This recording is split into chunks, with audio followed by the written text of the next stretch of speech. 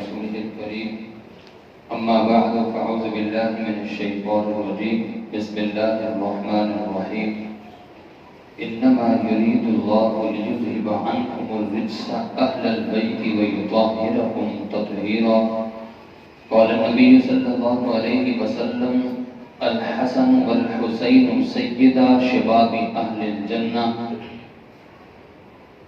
صدق الله العظيم وصدق رسوله النبي الكريم ونحن على ذلك لمن الشاهدين والشاكرين والحمد لله رب العالمين إن الله وملائكته يصلون على النبي يا أيها الذين آمنوا صلوا عليه وسلموا تسليما اللهم صل على محمد وعلى آل محمد كما صليت على إبراهيم وعلى آل إبراهيم إنك حميد مجيد اللهم بارك على محمد وعلى آل محمد كما باركت على إبراهيم وعلى آل إبراهيم إنك حميد مجيد پر انتہائی واجب الاحترام دوستوں، ساتھیوں، عزیزوں، سننے والی میری محترم ماؤں اور بہنوں،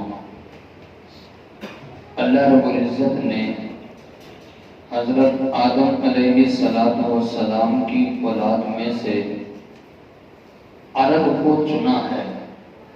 عرب چنے ہوئے لوگ ہیں۔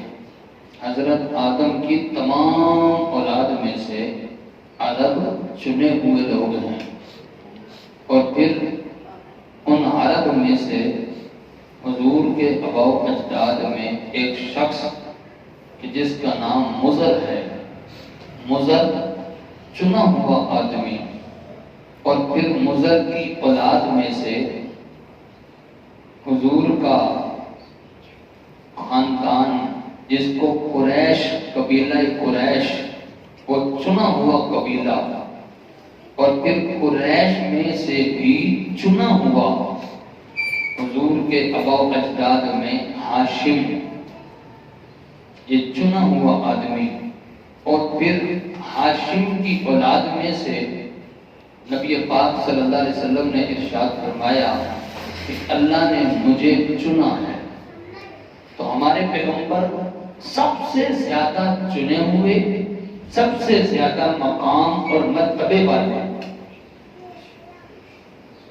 جب نبی پاک صلی اللہ علیہ وسلم کا مقام اور مرتبہ بہت اعلیٰ، ارفع، اکمل، اجمل، احسن، بہت زیادہ، جب حضور چنے ہوئے تو حضور کا خاندان، حضور کا گھر، حضور کے گھر والے سارے کے سارے چنے ہوئے لوگ۔ بچو ذرا، جب حضور آنا، حضور کے ساتھ جس کی نسبت جڑ گئی وہ بھی اعلیٰ۔ ہمارا تو عقیدہ اور نظریہ ہے حضور کے ساتھ اگر جوتی لگ گئی تو حضور کی جوتی بھی اعلیٰ۔ حضور کا بستر جس پر حضور آرام فرماتے تھے وہ بستر بھی اعلیٰ، اور بلکہ حضور جس راستے سے گزرتے تھے وہ راستے بھی اعلیٰ۔ جو مٹی کے ذرات ہمارے پیغمبر کے پاؤں کے نیچے آتے تھے وہ ذرات بھی اعلیٰ۔ حضور کے کپڑے جو حضور نے استعمال کیے وہ اعلیٰ، حضور کے بال بھی اعلیٰ، حضور کے ناخن بھی اعلیٰ۔ ہر چیز کہ جس کا تعلق پیغمبر کے ساتھ جڑ گیا اس کا مقام اور مرتبہ اونچا ہو گیا، اس کی مثال ہی کوئی نہیں۔ جب حضور آیا تو جو چیز حضور سے جڑ گئی وہ بھی آیا۔ حضور کی بکریاں بکریوں سے اعلیٰ، حضور کی تلوار بقیہ لوگوں کی تلوار سے اعلیٰ، حضور کا گھر بقیہ لوگوں کے گھروں سے اعلیٰ، اور حضور کی قبر مبارکہ بقیہ قبروں سے نہیں۔ ہمارا تو نظریہ ہے کائنات کی ہر جگہ سے اعلیٰ ہے۔ نبی پاک صلی اللہ علیہ وسلم کے ساتھ تعلق جڑ گیا حضور کے گھر والوں کا تو وہ بھی اعلیٰ، تعلق جڑا حضور کی بیویوں کا وہ بھی اعلیٰ، تعلق جڑا حضور کے بیٹوں کا وہ بھی اعلیٰ، تعلق جڑا حضور کی بیٹیوں کا وہ بھی اعلیٰ، تعلق جڑ گیا حضور کے دمادوں کا حضور کے ساتھ تو وہ بھی اعلیٰ۔ ہر چیز بڑھ گئی، مقام اور مرتبہ اونچا ہو گیا۔ हुजूर के घर वालों को अहले बैत कहा जाता है। घर वालों का मतलब अहले बैत, अहले बैत का मतलब घर वाले। अहले बैत नबी पाक सल्लल्लाहु अलैहि वसल्लम के सारे आला हैं। हमारा अहले सुन्नत वल जमात का अकीदा है, अहले सुन्नत वल जमात का नजरिया है। सहाबा भी ईमान की बुनियाद हैं और अहले बैत भी हमारे ईमान की बुनियाद है। कोई सहाबा को नहीं मानता गुमराह है, राह रास्त से हटा हुआ है। जो अहले बैत को भी नहीं मानता वो भी गुमराह है, राह रास्त से हटा हुआ है। ये दोनों के दोनों हमारे ईमान की बुनियाद हैं। ये दोनों के दोनों हमारे सरों का ताज हैं। अकीदा तहाविया हमारे अहले सुन्नत वल जमात की किताब है अकीदे वाली, उसके अंदर ये बात लिखी है कि अहले सुन्नत वल जमात की निशानियों में से ये है, सहाबा से भी प्यार करता होगा, अहले बैत से भी प्यार करता होगा, और जो इनसे प्यार करेगा इसका मतलब उसने मुझसे प्यार किया, और जो मुझसे प्यार करता होगा, नबी पाक सल्लल्लाहु अलैहि वसल्लम फरमाते हैं, जो अहले बैत से प्यार करता होगा उसने मुझसे प्यार किया, और जिसने मुझसे किया उसने अल्लाह से किया, और जिसने अल्लाह से किया ठिकाना जन्नत होगा। और अगर इसके उलट हुआ, अहले बैत से प्यार नहीं, नफरत, बुग़्ज़, अदावत दिल में है, तो इसका मतलब हुजूर से है। जब हुजूर से है तो मतलब अल्लाह से है, जब अल्लाह से है तो मतलब ठिकाना जन्नत है। तो उस किताब में लिखा है अहले सुन्नत वल जमात की निशानियों में से ये है कि सहाबा को भी मानता होगा, अहले बैत को भी मानता होगा। जब इनमें से किसी एक को छोड़ दे वो सुन्नी नहीं हो सकता, उस सहाबी को छोड़ दे वो सुन्नी नहीं है। कोई अहले बैत में से किसी एक का इनकार कर दे वो भी अहले सुन्नत वल जमात में से नहीं है। इसी तरह इमाम इब्न तैमिया रहमतुल्लाह अलैह का फतवा भी यही है, उन्होंने भी यही बात लिखी है कि अहले बैत से मोहब्बत ये ईमान है, और उनसे बुग़्ज़ ये नफरत, उनसे नफरत ये कुफ्र है और मुनाफिकत है। अहले बैत से बुग़्ज़ और नफरत तो वही करेगा जिसके दिल में ईमान नहीं है, काफिर होगा या मुनाफिक होगा। वरना जिसके दिल में हुजूर की मोहब्बत, उसके दिल में अहले बैत की मोहब्बत जरूर होगी। और ये मैं बता चुका हूं कि अहले बैत में हुजूर की बीवियां, हुजूर के बेटे, हुजूर की बेटियां, हुजूर के दामाद, हुजूर की 11 बीवियां थी, 11 की 11 अहले बैत में से हैं। हुजूर के 3 बेटे, तीनों के तीनों अहले बैत में से हैं। हुजूर की 4 बेटियां, चारों की चारों अहले बैत में से हैं। और हुजूर के 3 दामाद, इसलिए कि 2 बेटियां एक के घर में गई थी, एक के बाद दीकरे, तो हुजूर के 3 दामाद, तो तीनों के तीनों हुजूर के अहले बैत में से हैं। अहले बैत का बड़ा मकाम और मर्तबा। नबी पाक सल्लल्लाहु अलैहि वसल्लम ने इरशाद फरमाया कि अगर किसी ने मेरे घर वालों के साथ अच्छा सलूक किया, मेरी औलाद के साथ अच्छा सलूक किया, और फिर वो गुर्बत की वजह से बदला ना चुका सके, कल क़यामत के दिन मैं खुद बदला चुका हूं। एक वाक़या लिखा है अल्लामा इब्न जोज़ी रहमतुल्लाह अलैह ने, एक सैयद घराने की खातून थी, जवानी में बेवा हो गई। अब बच्चों का पेट पालने के लिए क्या करे, है कुछ है नहीं, अपने इलाके से बाहर निकल के समरकंद के इलाके में चली गई कि चलो वहां देखते हैं शायद कोई हिसाब किताब लग जाए। वहां जाके पूछती है यहाँ पे कोई सखी है जो नवाजता हो, माल वगैरह देता हो। लोगों ने बताया कि 2 सखी हैं, एक मुसलमान है और एक काफिर है। उस सैयद घराने की खातून ने सोचा काफिर के पास तो नहीं जाते, मुसलमान के पास जाते हैं। मुसलमान के पास गई, दरवाजा खटखटाया और बतलाया कि मैं सैयद घराने की खातून हूँ, बेवा हो चुकी हूँ, बच्चे भूख प्यास की वजह से बिलख रहे हैं।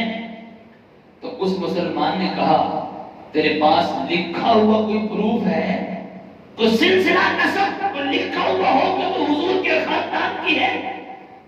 उसने कहा परदेसी औरत हूँ, गुर्बत के मारे यहाँ पर आई हूँ, अब सारा सामान तो नहीं उठा कर रही कि मैं अपना लिखा हुआ सिलसिला नसब भी साथ लाऊं, मेरे पास यहाँ मौजूद नहीं है।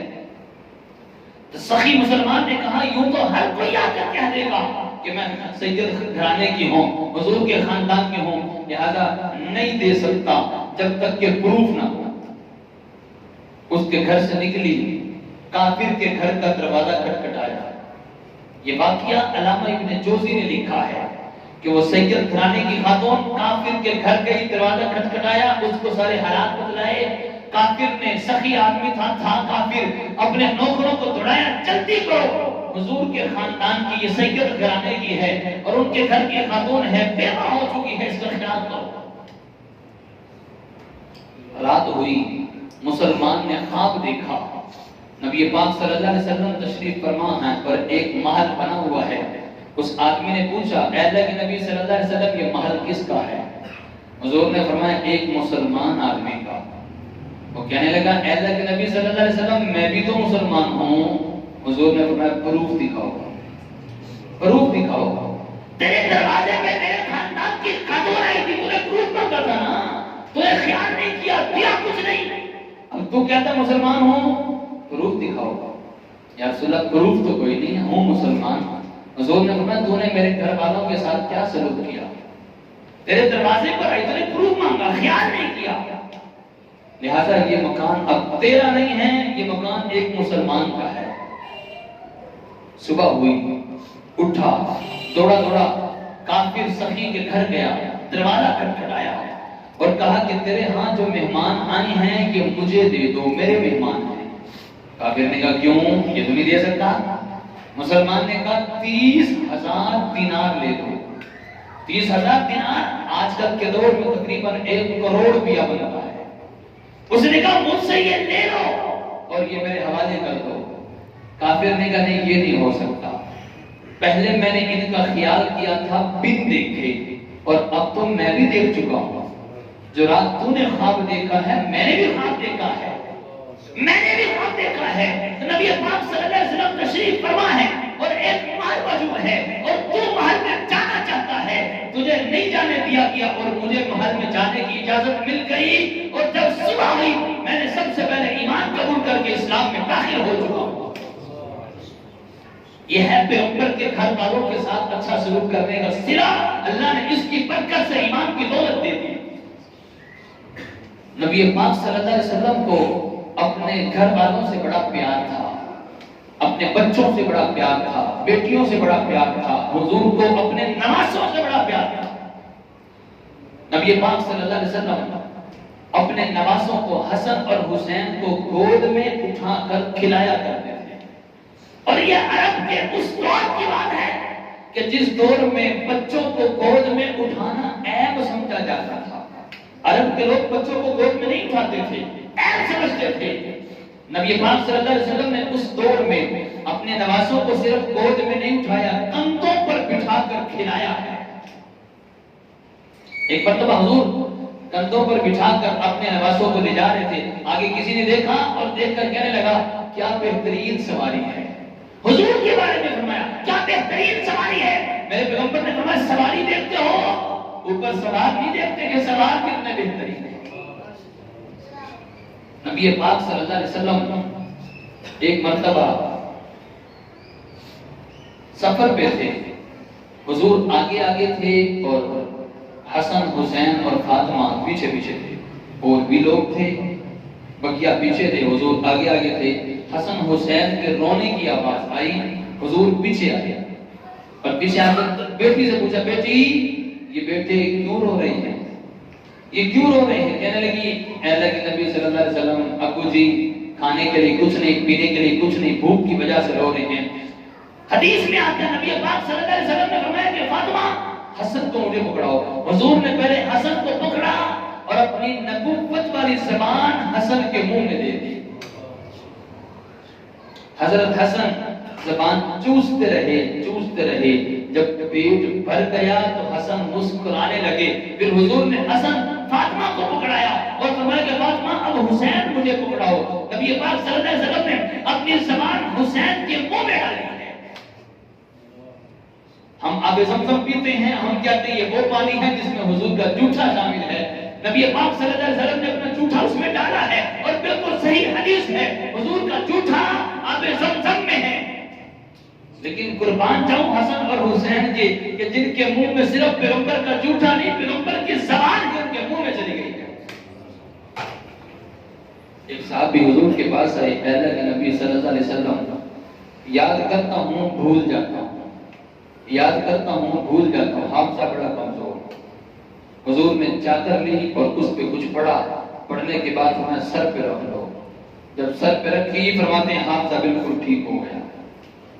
ایک صحابی حضرت عبداللہ بن عباس، حضور نے ان کو سینے سے لگا کر دعا دی، اے اللہ ان کو قرآن کا علم عطا فرما۔ حضرت عبداللہ بن عباس مفسر قرآن بن گئے۔ تو جس کو سینے سے لگا کر پیغمبر نے دعا دی وہ مفسر قرآن بن گئے، اور جن کو حضور نے اپنی زبان چسوائی ہے، جن کے منہ میں پیغمبر نے اپنی زبان ڈالی ہے، ان کا کیا مقام اور مرتبہ۔ یہ وہ حسن و حسین ہیں کہ جن کے ساتھ پیغمبر کھیلا کرتے تھے، پیغمبر کھیلتے تھے، ان کو کھلاتے تھے۔ حضرت حسن عمر میں بڑے تھے، حسین چھوٹے تھے، زیادہ فرق نہیں تھا، تقریباً 1 سال کا فرق تھا۔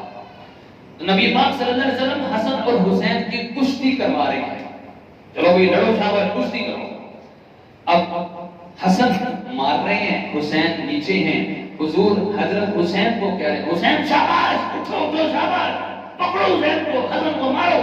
حضور نبی پاک صلی اللہ علیہ وسلم حضرت حسین کو شاباش دے رہے ہیں۔ پاس کھڑی حضور کی بیٹی فاطمہ کہنے لگی، اے اللہ کے نبی صلی اللہ علیہ وسلم آپ حسین کو کہہ رہے ہیں، حسن کو کیوں نہیں کہہ رہے؟ نبی پاک صلی اللہ علیہ وسلم نے فرمایا فاطمہ کیا کروں، یہ جبرائیل میرے پاس کھڑا ہے، وہ بھی حسین کو شاباش دے رہا ہے۔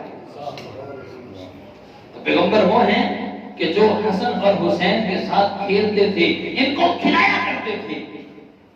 ایک مرتبہ نبی پاک صلی اللہ علیہ وسلم نے حضرت حسین کو ایسے پاؤں پر کھڑا کیا، جیسے بچوں کو کھلاتے نا پاؤں پہ کھڑا کر کے، ایسے پاؤں پہ کھڑا کرتے کرتے فرمایا اوپر آ جاؤ، اوپر آ جاؤ، آتے آتے آتے آتے سینے تک آ گئے، سینے تک آ گئے۔ اور پھر سینے پر آنے کے بعد نبی پاک صلی اللہ علیہ وسلم نے حسین کے ہونٹ اپنے ہونٹ پہ رکھ کر فرمایا لوگوں میں اس سے پیار کرتا ہوں، تم بھی اس سے پیار کرو۔ صحابہ خود فرماتے ہیں ہم نے کئی مرتبہ نبی پاک صلی اللہ علیہ وسلم کو حسن اور حسین کو چومتے ہوئے دیکھا ہے، بوسہ لیتے ہوئے دیکھا ہے، اور میرے پیغمبر نے فرمایا میں بوسہ اس لیے لیتا ہوں مجھے ان میں سے جنت کی خوشبو آتی ہے۔ ایسا پیار تھا۔ نبی پاک صلی اللہ علیہ وسلم ایک مرتبہ نماز پڑھا رہے ہیں اور دوران نماز حضور کے نواسے حضور کے اوپر چڑھ گئے، حضور سجدے میں گئے اور اوپر چڑھ گئے۔ بچوں کی عادت ہوتی ہے سجدے میں جائیں تو وہ اوپر چڑھ جاتے ہیں، وہ اوپر چڑھ گئے۔ اب کافی دیر ہو گئی، حضور نے سر نہیں اٹھایا۔ پچھلے لوگ سمجھے کہ لگتا ہے کہ حضور دنیا سے چلے گئے، کافی دیر ہو گئی سر سجدے سے نہیں اٹھا رہے۔ اگلی صف والوں نے تھوڑا سا سر اوپر اٹھا کر دیکھا کہ دیکھیں تو صحیح چکر کیا ہے، حضور سر نہیں اٹھا رہے۔ جب دیکھا تو حضور کی کمر مبارک پر حسن اور حسین چڑھے ہوئے تھے۔ حضور نے ان کی وجہ سے سجدہ لمبا کر دیا، سجدے سے سر نہیں اٹھایا۔ کیوں؟ حسن اور حسین کو کھیلنے دو، ان کو تکلیف نہ ہو۔ ایک صحابی دوران نماز آگے بڑھ کر ان کو پیچھے کرنے لگے، حضور کی نظر پڑ گئی، حضور نے اشارے سے منع کر دیا نہ بھی ان کو رہنے دو اوپر۔ گویا میرا پیغمبر یہ کہنا چاہتا تھا کہ جب تک یہ اوپر رہیں گے میں سر سجدے میں رکھوں گا، اور جب یہ اتریں گے تو پھر میں سر اٹھاؤں گا۔ کیسا پیار تھا نبی پاک صلی اللہ علیہ وسلم کو کہ حضور ایک مرتبہ جمعے کا خطبہ دے رہے ہیں، حسن اور حسین دوڑتے ہوئے مسجد میں آئے، لڑکھڑاتے ہوئے آئے، جیسے بچہ چلنے کے قابل ہوتا ہے، چلتا ہے، لڑکھڑاتا ہے، پھر گر جاتا ہے۔ میرے پیغمبر نے جمعے کا خطبہ چھوڑ کر ان دونوں کو پکڑا اور گود میں اٹھا لیا، خطبہ چھوڑ دیا، ان دونوں کو پیار کرنے لگے، اور پھر فرمایا اے لوگوں میں ان سے پیار کرتا ہوں، تم بھی ان سے پیار کرو۔ اس قسم کی حدیث میرے پیغمبر نے کئی مرتبہ ارشاد فرمائی۔ کتنا حضور کو ان سے پیار تھا۔ حسن و حسین نبی پاک صلی اللہ علیہ وسلم نے فرمایا علی حسن میرا بیٹا ہے، حسین تیرا بیٹا ہے۔ حضرت حسن سر سے لے کر ناف تک حضور سے ملتے جلتے تھے، اور ناف سے لے کر پاؤں تک حسن علی سے ملتے جلتے تھے۔ اور حسین اس کے الٹ تھے، سر سے لے کر ناف تک علی سے ملتے تھے اور ناف سے لے کر پاؤں تک حضور سے ملتے تھے۔ اس لیے نبی پاک صلی اللہ علیہ وسلم نے فرمایا علی حسن میرا بیٹا ہے اور حسین تیرا بیٹا ہے۔ ایک مرتبہ حضرت علی المرتضیٰ رضی اللہ تعالیٰ عنہ حضرت حسن کو گود میں پکڑا ہوا، چادر میں چھپایا ہوا، سردی کا موسم، اندر حسن تھے، اور ایک صحابی آئے کہنے لگے علی کیا پکڑا ہے؟ حضرت علی نے فرمایا بیٹا ہے میرا۔ کہا دکھاؤ تو صحیح۔ جب چادر کھول کے علی نے دکھایا اور صحابی کہنے لگے علی ہے تیرا پر لگتا حضور جیسا ہے۔ حضور کے ساتھ شکل نہیں ملتی تھی، صحابی کہنے لگے علی ہے تیرا پر لگتا حضور جیسا ہے۔ جب حسن پیدا ہوئے حضور نے پوچھا کہ علی نام کیا رکھا؟ فرمایا حرب۔ حرب کا مطلب ہوتا ہے جنگ، لڑائی۔ حضور نے فرمایا نہیں علی اس کا نام حسن رکھو۔ سال بعد دوسرا بیٹا پیدا ہوا، حضور نے پوچھا علی نام کیا رکھا ہے؟ فرمایا کہ اے اللہ کے نبی ان کا نام حرب رکھا ہے۔ پھر لڑائی رکھ دیا، حرب جنگ۔ حضور نے فرمایا کہ نہیں علی اس کا نام حسین رکھو۔ تو حسن اور حسین وہ ہیں کہ جن کا نام حضور نے رکھا ہے، اور نام رکھنے کے بعد فرمایا علی یہ وہ نام ہیں جو اللہ نے مجھے بتلائے ہیں، آج تک یہ نام کسی کا نہیں ہے۔ اللہ نے چھپائے ہوئے تھے اپنے خزانے میں، اللہ نے یہ نام کسی نبی کو بھی نہیں بتلائے، یہ نام مجھے بتلائے ہیں، میں نے یہ نام اپنے نواسوں کے رکھے ہیں اور اللہ کے بتلانے سے رکھے ہیں۔ کسی کے ہاتھ اچھا پیدا ہو جائے، گھٹی دلوانے کے لیے کسی اللہ والے کے پاس، نیک آدمی کے پاس لے کر جاتے ہیں، اور ایسا کرنا چاہیے۔ اللہ والوں سے نیک آدمی سے گھٹی دلوانی چاہیے۔ حسن حسین کیا کمال کے آدمی ہیں کہ جن کو گھٹی میرے پیغمبر نے دی۔ جب پیغمبر نے گھٹی دی تو اثر تو ہوگا نا، اور اثر ہوگا یا نہیں ہوگا؟ اثر ہوگا یا نہیں ہوگا؟ بڑا اثر ہوگا، بہت زیادہ اثر ہوگا۔ اتنا اثر جان کی بازی، جان دے دی، جان قربان کر دی، جان اللہ کے راستے میں خاندان تک سارا قربان ہو گیا، لیکن دین پر سودے بازی، اور دین پر سودے بازی۔ حسین نے سر کٹوا دیا میدان کربلا میں، لیکن دین پر سودے بازی، اپنے موقف سے ایک قدم بھی پیچھے نہیں ہٹے حضرت حسین۔ حضرت حسین، میں تفصیلی باتیں کی طرف نہیں جاتا، بڑی تاریخی روایات ہیں۔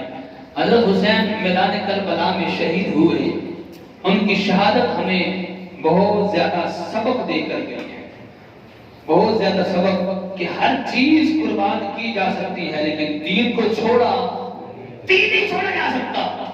حضرت حسین رضی اللہ تعالیٰ عنہ نے میدان کربلا میں نماز چھوڑ دی تھی یا پڑھی تھی؟ بولو، ان کو کہا تھا جن کے ساتھ لڑائی ہو رہی تھی لڑائی روک دو، نماز پڑھنے دو، انہوں نے کہا نہیں لڑائی نہیں رک سکتی۔ حضرت حسین رضی اللہ تعالیٰ عنہ نے آدھے لوگوں کو نماز کی طرف لگایا اور آدھے لڑائی کر رہے ہیں، اور جب وہ نماز پڑھ کے فارغ ہو گئے پھر وہ لڑائی کرنے لگے۔ بقیہ لوگوں نے نماز پڑھی ہے، تو جو حسین والا ہے، جو حسینی ہے وہ نماز پڑھتا ہے، اور جو حسینی نہیں ہے وہ نماز چھوڑ دیتا ہے۔ تو کیا خیال ہے حضرت حسین کے طریقے پر چلنا چاہیے کہ نہیں چلنا چاہیے؟ جو حسینی ہے ذرا ہاتھ کھڑا کرے، ذرا جو حسینی، شاباش شاباش، جو حسینی ہے وہ حسین کی بجدا کے لگچے کر لیں، جو حسینی ہے وہ حسین کے طریقے پر چل کر دکھائے، اور پھر اس کو بتلانا نہ پڑے کہ ہم حسینی ہیں، اس کا کردار ایسا ہو، اس کے اعمال ایسے ہوں، اس کی گفتار ایسی ہو، اس کی چال ڈھال ایسی ہو کہ اس کے طور طریقے سے ایک ایک چیز سے یہ جھلک نظر آتی ہو، یہ باقی حسینی ہے۔ حضرت حسین رضی اللہ تعالیٰ عنہ اس وقت دنیا سے گئے، روزے سے تھے کہ نہیں تھے؟ بولو، روزے سے تھے کہ نہیں تھے؟ حضرت حسین روزے سے تھے، حضرت حسین روزے سے تھے۔ کچھ سبیلیں تو نہیں لگائی پانی کی، مسئلہ سمجھیے گا ذرا، جو لگاتے ہیں ہمیں ان سے کوئی سروکار نہیں لگائے، ان کا مذہب ہوگا، ان کا ہوگا، اسلام میں نہیں ہے۔ ہم اپنے سنی بھائیوں کو کہتے ہیں کہ آپ ان کے ساتھ ملوث نہ ہوا کریں، آپ ان کے کسی کام میں شریک نہ ہوا کریں، ان کا عبادت کا طریقہ الگ ہے، ہمارا الگ ہے، کوئی لڑائی جھگڑا نہیں، وہ کرتے ہیں کرے، چار دیواری میں کرے، ہمیں کوئی سروکار نہیں، ہم اپنوں کو سمجھاتے ہیں کہ تم ان کے ساتھ شریک نہ ہوا کرو۔ سبھی لوگ لگاتے ہیں، لگائیں، انہی کے لوگ بھی ہیں، ہم تو حسینی ہیں، حسین تو روزہ رکھ کے دنیا سے چلے گئے، ایسا ہے کہ نہیں ہے؟ سبیل لگا کے گویا کہ دعوت دی جا رہی ہے کہ روزہ نہ رکھو، آؤ ہم سے آگے سبیل پیو۔ حضرت حسین تو روزہ رکھ کے دنیا سے گئے ہیں، روزہ رکھنے کی حالت میں وہ دنیا سے چلے گئے، شہید ہو گئے۔ تو حسین کی شہادت، حسین کا عمل ہمیں بتلا رہا ہے کہ تم بھی یہی کام کرو جو حسین نے کیا۔ حضرت حسین نے میدان کربلا میں نماز نہیں چھوڑی، حضرت حسین نے میدان کربلا میں روزہ نہیں چھوڑا، حضرت حسین نے میدان کربلا میں قرآن کی تلاوت، آپ نے سنا ہوگا حضرت حسین رضی اللہ عنہ کا جس وقت سر الگ کیا گیا، سر نیزے پر چڑھایا گیا، تب بھی حسین کی زبان سے قرآن کے الفاظ ساری تھے۔ سنا ہے کہ نہیں سنا؟ تو اس کا مطلب وہ قرآن کی تلاوت کرنے والے تھے۔ حضرت حسین وہ قرآن کی تلاوت کرتے کرتے، نماز پڑھتے پڑھتے، روزہ رکھنے کی حالت میں دنیا سے چلے گئے۔ جو اس کام کو کرے گا وہ حسینی ہے، اور جو چھوڑ دے گا یا انکار کرے، نہیں مانتا، اپنی طرف سے طور طریقے اور اپنا لے، وہ حسینی نہیں ہو سکتا، حسین کا دشمن تو ہو سکتا ہے۔ بس آخری بات کر کے بات ختم کرتا ہوں کہ ہمیں چاہیے، ہم اپنے سنی لوگوں سے کہتے ہیں کہ سنیوں اپنے عقیدے مضبوط رکھو، کوئی لڑائی جھگڑے کی بات نہیں، ان کا ہوگا عقیدہ، ان کا ہوگا طریقہ، ان کا اپنی جگہ، ہمارا اپنی جگہ۔ قرآن بار بار کہتا ہے لنا اعمالنا ولکم اعمالکم، ہمارے عمل ہماری جگہ اور تمہارے عمل تمہاری جگہ، لکم دینکم ولی دین، تمہارا دین تمہاری جگہ، ہمارا دین ہماری جگہ۔ تم اپنے دین پر خوش رہو، ہم اپنے دین پر خوش ہیں، لیکن اپنوں کو تو سمجھا سکتے ہیں، اپنوں کو تو بتلا سکتے ہیں کہ جو طریقہ قرآن و سنت میں نہیں ہے اس کو اپنی طرف سے عیب نہ کرو، اپنی طرف سے شامل نہ کرو، اور جو قرآن و سنت میں ہے اس پہ عمل کرو۔ بات سیدھی سی ہے، ایسا ہونا چاہیے کہ نہیں ہونا چاہیے؟ ایک بات مشہور کر دی کہ محرم کا مہینہ سوگ کا مہینہ ہے، بالکل غلط ہے، سوگ کا مہینہ بالکل بھی نہیں ہے۔ اگر کوئی کہے کہ محرم کا مہینہ حضرت حسین کی وجہ سے غم کا مہینہ بن گیا، یہ ان کی شہادت کی وجہ سے سوگ کا مہینہ بن گیا، تو آپ سے سوال ہے حسین افضل کا حضور افضل؟ بولو، اور حضور کون سے مہینے میں دنیا سے رخصت ہوئے؟ ربیع الاول میں۔ کبھی کسی نے کہا کہ ربیع الاول سوگ کا مہینہ ہے؟ کبھی سنا ہو آپ نے کہ لوگ ربیع الاول میں شادی نہ کرتے ہوں؟ کرتے ہیں، بڑے شوق سے کرتے ہیں۔ تو محرم کو سوگ کا مہینہ کہا کس نے؟ کس نے کہا؟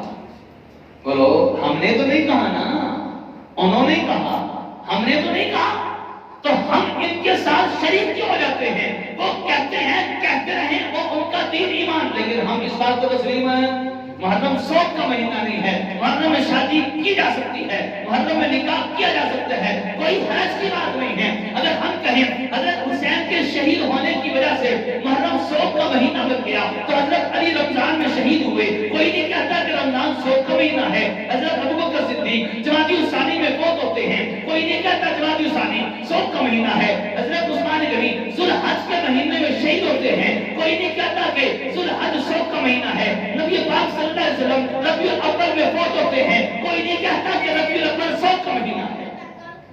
اچھا، یہ بات تو ثابت ہوگی، تو ذرا یہ بات تو ثابت ہو گئی کہ محرم سوگ کا مہینہ، محرم سوگ کا مہینہ، کوئی بھی مہینہ سوگ کا مہینہ نہیں ہے۔ اگر کسی کی فوت ہو جائے، نبی پاک صلی اللہ علیہ وسلم نے فرمایا زیادہ سے زیادہ کتنے دن تک سوگ؟ 3 دن۔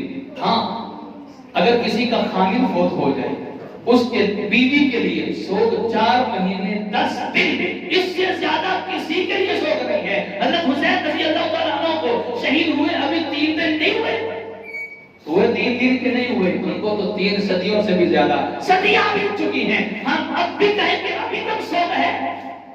جب سوگ کا مہینہ نہیں ہے تو سنیوں میں آپ سے کہتا ہوں، جب سوگ کا مہینہ نہیں ہے تو ہم اس کو سوگ کے مہینے کے طور پر کیوں مناتے ہیں؟ ہم کالے کپڑے کیوں پہنتے ہیں؟ ہم اس میں شادی بیاہ کرنا غلط کیوں سمجھتے ہیں؟ اپنی طرف سے باتیں اس میں ایڈ کیوں کرتے ہیں؟ اللہ سے دعا ہے ہم سب کو صحیح سمجھ عطا فرمائے، صحیح عقیدے پر کاربند رہنے کی توفیق عطا فرمائے۔ آمین۔ باخر دعوانا الحمدللہ رب العالمین۔